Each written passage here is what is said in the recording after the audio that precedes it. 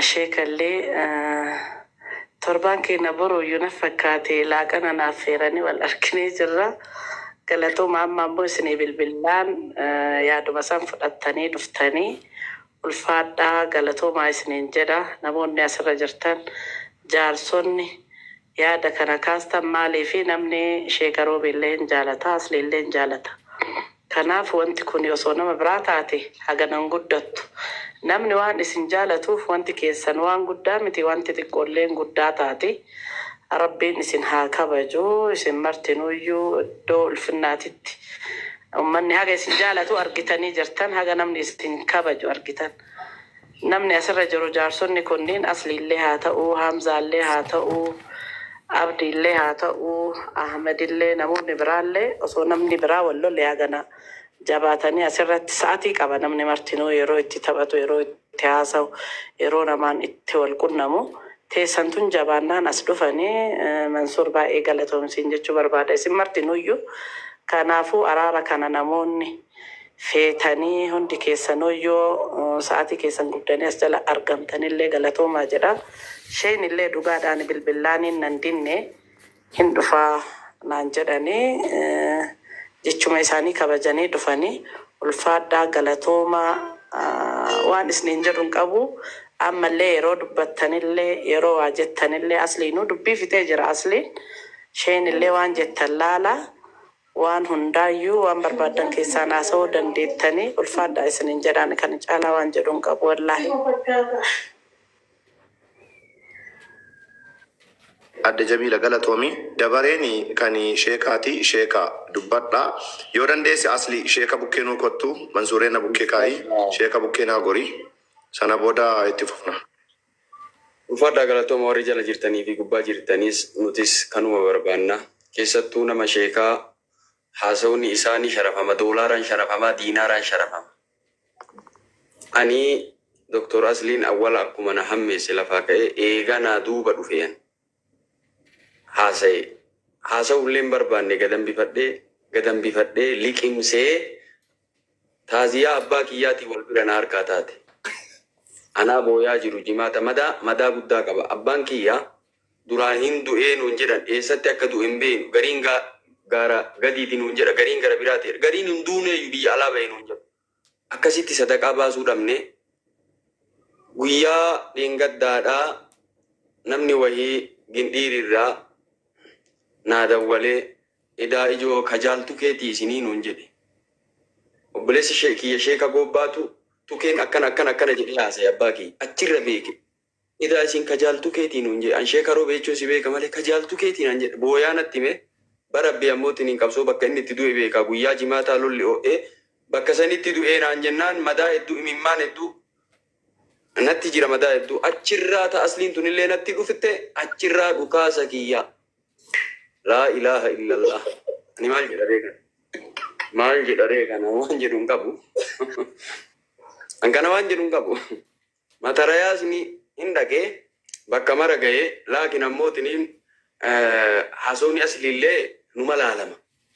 Hin deema. Ani osoo aslii waan jedhin dura miidiyaa banee wayita jedhu takkaa laayivii namni kumaa ol hin tarre 300 ol 400 akkasuma ol ta'u.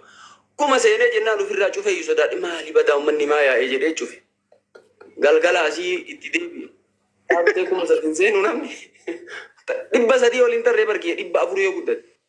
Sila namni maa dhufe jedhu kuma edaa namni ajandaa barbaada bata jara namaaluma jettan. Ajandaa barbaada edaa namni. Laa ilaaha illallah. Saniin achi ammootiin anillee na butteet taaziyaa abbaa kiyyaatiin illee walafoo dhuftee rabbi haararamuu jedhamee si martu. Dhuftee wanni jedhe silaa dursa anatu nammootiin fakkeenya akkanarraa ta'u namni fakkeenya narraa ta'u baaba kana afwii baaba ammootiin bulii sadii caala'ee dhugaadha namni waliin loluun ta'u yoo diinii keessatti wal dhabanii waliin oodan malee diinii keessatti. Yoo sababaa san namtichi diiniidhaaf keessatti ol oodee waggaallee oodee sababaa saniin kadee buutaate. Garuu duniyaaf jecha bulii sadii ol waliin ooduun hin ta'u nama karaa namaa godhuwan. Barumsa shari'aallee rabbi naa kenne alhamdulillah rabbil alamin namni waa hedduuf narraa laata.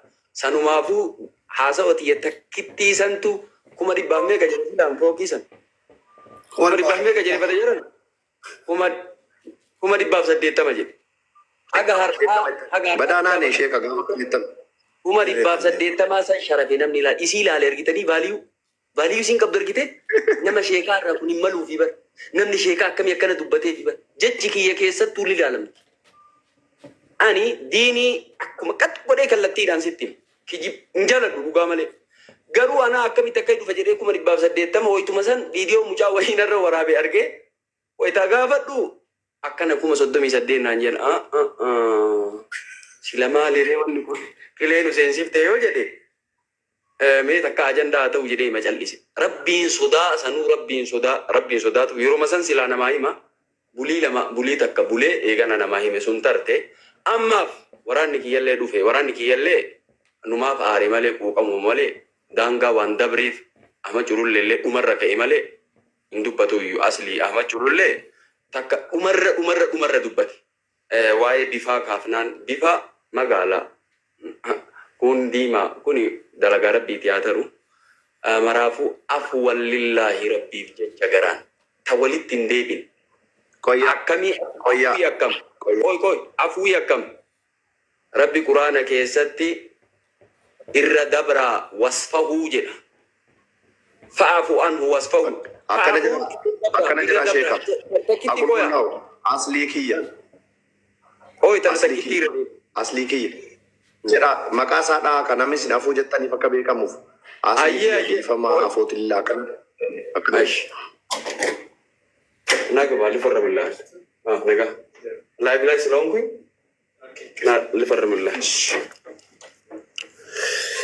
Shiazisti. Entu narako. Malletti. Shin oduredi.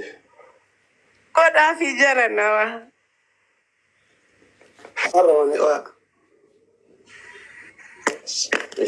Thank you. Okay.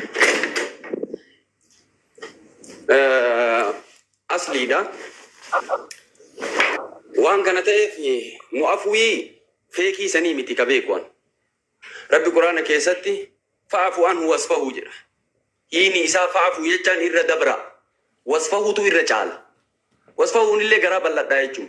Fa'aafu anhu jechuun namni gariin irra dabree eega irra dabrellee ebaluun kun bara akkana na godhe rabbiif jecha dhiiseef malee jedhee dubbata. Yoo isa argullee baraan hin dhiiseefi malee banni waan xiqqi na godhe jedha fa'aafuun sani. Wasfahuunoo kawuma sanuun dubbanne yoo isa argillee jechuudha. Yoo inni itti dhufellee kawuma sanuun dubbanne jecha rabbiif garaa bal'atee irra tare wa'afu anhu wasfahu san irra taree fan asliidha. Kawoo isa argillee waan isaan dubbanne jechaan. Afwan lillahi. Afootilillaahi. Afooituu miti bara. Afwan lillahi asli. Afwan lillahi. Sheeka maqaawami asli.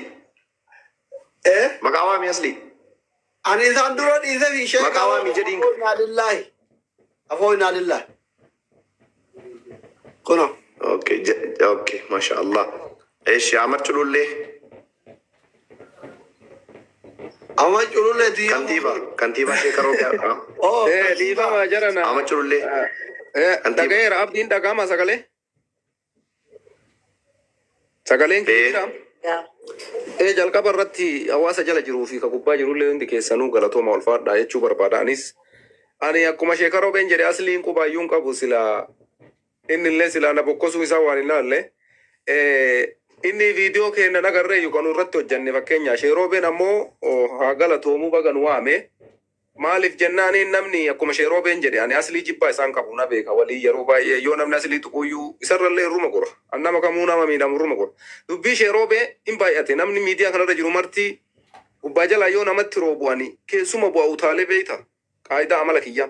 Gaafa nama tokkocha namni hundi akka sooshaal miidiyaa kanarra jiru nama sanit duulu obsan qabu'an waanuma kiyya ajandama kiyya osoo hin taane dhaqee nama san diffeensii godha. Ogguu kana jedhu ammoo hamtuu asliif yaadeetii miti jecha wayita dubbatu kan namni kamuu koma nama san aarsu waa jedha. Kuni jecha afaaniiti malee ilaatummaa biraatiif miti. Kanumaanuyyuu asliin ka viidiyoo kennallee amma booda dhayiteetiin hin dhukkeen irraan kaasini. Ani silumallee hamtuu sirraa yaadu hamtuu sitti yaadu. Qaroomee irratti duulli baay'atee marti isaatu isuma arrabsa. Marti isaatu isuma dura. Marti isaatu maaluma sheetitti kun maal balleessi hoteela saniin buleeyyuu maal rakkoo qaba ka jedhu. Sheeka roobee faana dhaabadhee kaleessa laayivii seenee waa dubbadha. isaanirraa jechuun akkami waan kana gootan ka jedhu jechuudha. Kanaaf jecha afoo inaanillaa jechuudha. Onnemaan asliidhaan afoo tulillaa inuu jedhi. Ani gara kiyyaa ati garuu naa waan jenne amma boodas viidiyoon kee irratti hidhamee miidiyaa kanarra deemaa jira. Fotoo keenya dura kaanii jechuun viidiyoo kiyya irratti hidhanii oofaa jiru.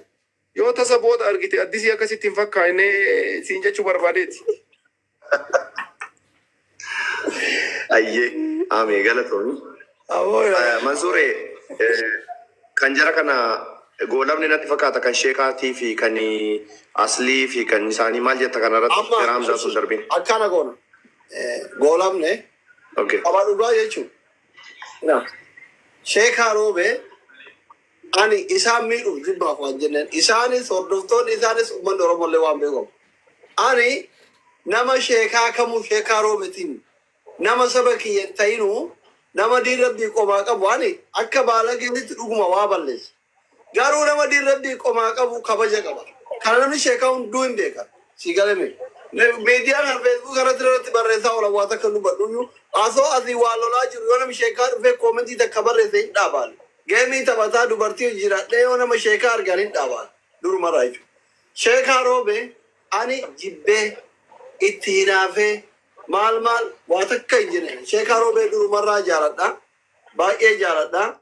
Warroonni akka waan sheekaa roobee jibbiinsa yookiin narraa fagoo jira laga gamaaf waa jedhanitti fudhatan sun dogoggoraa rabbi sin haa qajeelchu. Ani bakkeen sheekaa roobee itti na butte bakke 1880 sanii wal seenne malee an sheekaa roobee galtii kiyyar seenanii nama 3,000 irratti sa'a 24 naa kennanii beekan. Hangafa kiyyaa nama sheekati jedheetuma tole jedhanii ofirraa gabbuuse beeku osoo deebiitti hin deebisin. Attaa godhaniitumaan aslii rabbiif jecha jibbe jedhanii beekan. Waa takka ittiin dubbanne nama rabbiif jecha si jibbe anillee rabbiif jecha si jibbe jechuun jedhee deebiin hin danda'u osoo nama ajanda barbaadu taate. Anuman waa balleessee jedhee dhiise. Biloo goonee jedhan. Fooloon irraa kaafatan. Bakka nama sheekati miidiyaa kana hubannoon qabanii fooloo kaafatuma kana biloo waan biloo kuna godhan seeyanii hin as tokko jedhee dhiise. Sila sarchi godhee gizee isaan akkas jedhan nama agarsiisuu hin danda'a. Isinii galee miti. Wallaahi dogoggora meeqa yeroo isaan irratti godhan meeqa waan isaanirraa namoota akka isaanirraa ilmii qara'aa tureef sattaruuf waan baay'ee dhiise waan isaan na godhaa turan. Gaafa anaa mubaarak wallolle mubaarak irra dhufan. Hin dhiisan kunoo isaan kana. Ittiin buune sheekaa roobee wallaahi kunoo kana taraa yoo xiqqaate taraa 4 gurguddaa afaan kiyya dhufanii obseyan. Koomentii jalaa sodaattu hunda naan jedhanii isaan nama 1,000 dhufanii sa'a 24 sii kenne naan jedhanii sa'a 24 san booda waan rabbi na godhu eeggadha.